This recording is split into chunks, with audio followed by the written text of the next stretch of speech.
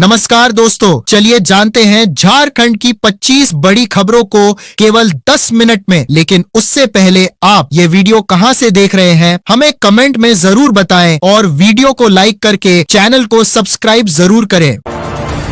झारखंड की महिलाओं के लिए एक अच्छी खबर है। मुख्यमंत्री मनीया सम्मान योजना की अगली किस्त जल्द ही आपके खाते में आने वाली है, जिसकी प्रक्रिया शुरू हो चुकी है। सभी लाभुक महिलाएं यह सुनिश्चित कर ले कि उनका बैंक खाता आधार से लिंक है। अगर आपके दस्तावेज सही हैं, तो पैसे सीधे खाते में आएंगे, जिससे आपको अपनी घरेलू जरूरतों में काफी मदद मिलेगी। झारखंड में प्रधानमंत्री आवास योजना के नए लाभार्थियों की लिस्ट अब आपके ब्लॉक ऑफिस में मिल जाएगी। जिन लोगों का नाम इस सूची में है, वे जल्द से जल्द अपने जरूरी कागजात जमा कर दें। अगर आप समय पर अपनी प्रक्रिया पूरी कर लेते हैं, तो घर बनाने के लिए पहली किस्त जल्दी मिल जाएगी और आपका पक्का घर बनाने का सपना सच हो सकेगा।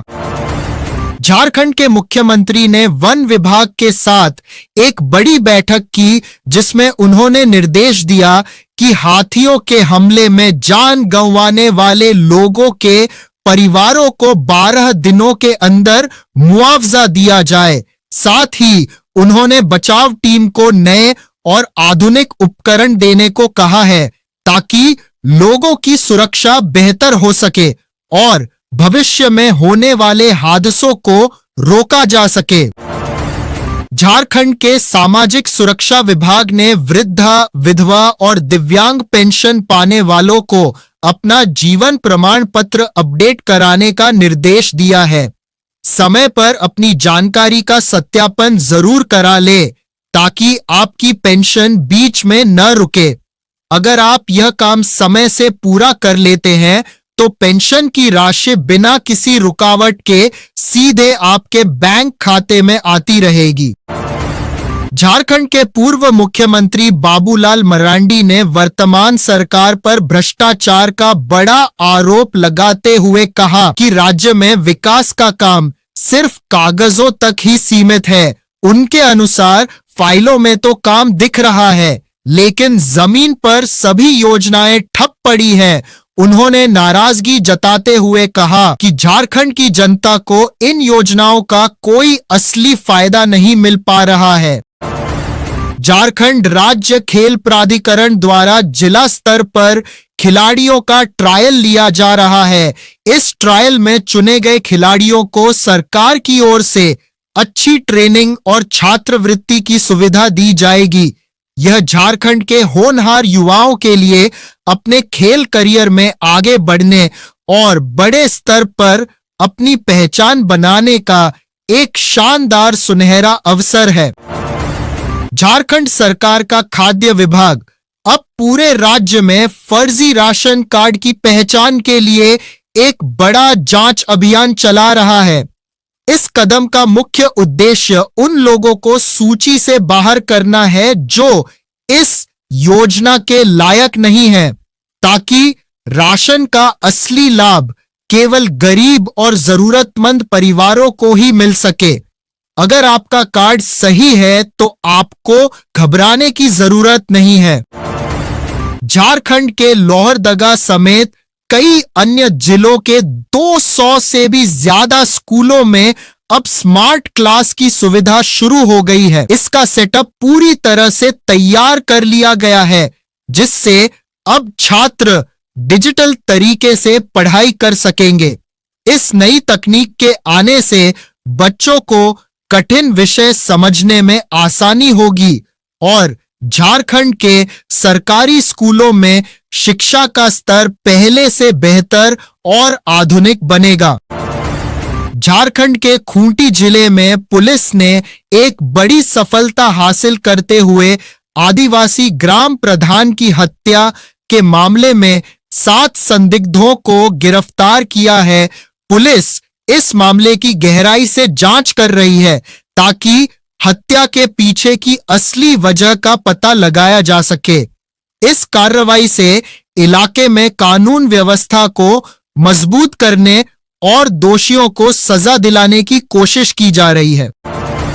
झारखंड परिवहन विभाग ने प्रदूषण कम करने के लिए रांची से जमशेदपुर के बीच नई इलेक्ट्रिक बसों की शुरुआत की है। यह पहल ग्रीन कॉरिडोर योजना का हिस्सा है, जिससे यात्रा अब सस्ती और आरामदायक होगी। इन आधुनिक बसों के चलने से न केवल यात्रियों को सुविधा मिलेगी, बल्कि झारखंड का पर्यावरण भी सुरक्षित रहेगा और प्रदूषण में काफी कमी आएगी।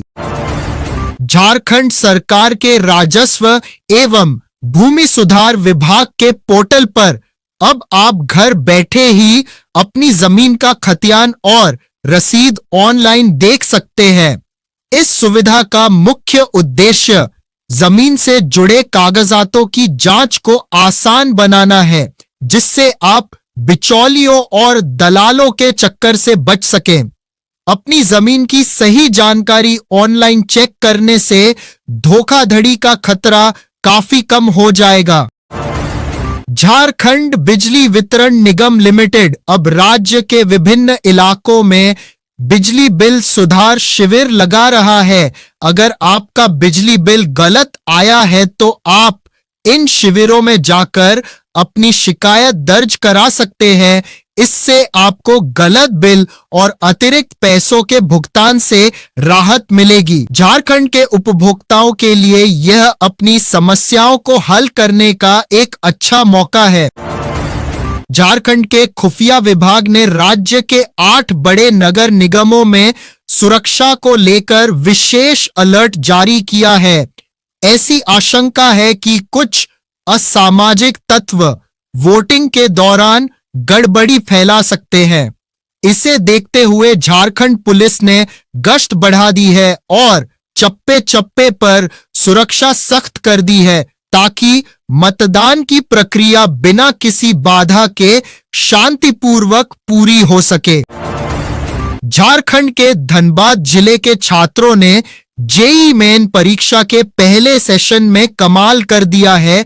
शानदार प्रदर्शन करते हुए लगभग 200 छात्रों ने 90 परसेंटाइल से ज्यादा नंबर हासिल किए हैं। इस बेहतरीन सफलता से पूरे जिले और झारखंड राज्य में खुशी की लहर है। छात्रों की इस मेहनत से उनके इंजीनियरिंग कॉलेज में दाखिले की राह अब काफी आसान हो गई है। झारखंड विधानसभा के बजट सत्र से पहले एक बड़ा ऐतिहासिक बदलाव किया गया है। अब झारखंड विधानसभा पूरी तरह से डिजिटल और पेपरलेस हो गई है, जिसका मतलब है कि अब कागजों का इस्तेमाल नहीं होगा। सभी विधायकों को टैबलेट दिए गए हैं ताकि वे अपने सवाल और जरूरी जानकारी ऑनलाइन ही देख सके। इस पहल से न केवल काम में तेजी आएगी, बल्कि कागज की भी बचत होगी। झारखंड के मुख्यमंत्री ने घोषणा की है कि रांची में बन रहा अत्याधुनिक कैंसर संस्थान इस साल मार्च तक पूरी तरह शुरू हो जाएगा। इस अस्पताल के शुरू होने से अब मरीजों को इलाज के लिए दूसरे राज्यों में नहीं जाना पड़ेगा। यहां विश्व स्तरीय मशीनों और आधुनिक सुविधाओं के जरिए कैंसर का बेहतर इलाज संभव होगा, जिससे झारखंड के हजारों परिवारों को बड़ी राहत मिलेगी। झारखंड के जामताड़ा जिले में पुलिस ने एक बड़ी कार्रवाई करते हुए 4 साइबर ठगों को रंगे हाथों गिरफ्तार किया है। ये ठग लोगों को बिजली बिल बकाया होने का झांसा देकर उनसे पैसे लूट रहे थे। पुलिस ने इनके पास से कई मोबाइल और सिम कार्ड बरामद किए हैं। जामताड़ा पुलिस की इस मुस्तैदी से साइबर अपराध पर लगाम लगेगी और निर्दोष लोग ठगी का शिकार होने से बचेंगे। झारखंड की राजधानी रांची में बिजली की कीमतों में 17% की बढ़ोतरी के प्रस्ताव के खिलाफ ट्रेड यूनियनों ने अपना विरोध जताया है। इस वृद्धि के विरोध में यूनियनों ने प्रदर्शन करते हुए कहा कि इससे आम जनता और मजदूरों की जेब पर भारी बोझ पड़ेगा। झारखंड के बिजली उपभोक्ताओं को राहत दिलाने के लिए इस प्रस्तावित वृद्धि को वापस लेने की मांग की जा रही है। झारखंड के चाईबासा और लातेहार के सीमावर्ती इलाकों में सुरक्षा बलों ने नक्सलियों के खिलाफ एक बड़ा सर्च ऑपरेशन शुरू किया है। खुफिया विभाग को जानकारी मिली थी कि कुछ नक्सली संगठन इन क्षेत्रों में फिर से सक्रिय होने की कोशिश कर रहे हैं। सुरक्षा बलों ने पूरे इलाके की घेराबंदी कर दी है ताकि किसी भी तरह की अप्रिय घटना को समय रहते रोका जा सके।